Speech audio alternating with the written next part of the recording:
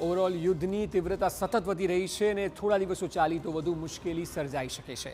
જોકે કેટલાક મહત્વના જે મુદ્દાઓ અત્યાર સુધી યુદ્ધમાં સામે આવ્યા છે તેને ગ્રાફિકલી સમજવાનો પ્રયત્ન કરીએ તો સૌથી મોટો મુદ્દો છે ચીનનો. જી હા, ચીન સાથે મળીને ઈરાને અમેરિકા સામે આર્થિક યુદ્ધનો મોરચો ખોલ્યો છે. એનું કારણ એ પણ છે કે ચીન ઈચ્છે છે કે અમેરિકા અને આ યુદ્ધ ચાલુ રહે, જેથી કરીને અમેરિકાની સામે સતત આર્થિક સંકટ ઊભું થાય. એ સિવાય હોર્મુઝ સ્ટ્રેટ મુદ્દે મધ્ય પૂર્વ બહારના 8 દેશો સાથે કરાર કર્યો હોવાનો રિપોર્ટ પણ સામે આવ્યો છે. હોર્મુઝ માર્ગથી તેલ ટેન્કરોને પસાર થવા દેવા બદલ ખાસ શરતો મુકાઈ છે.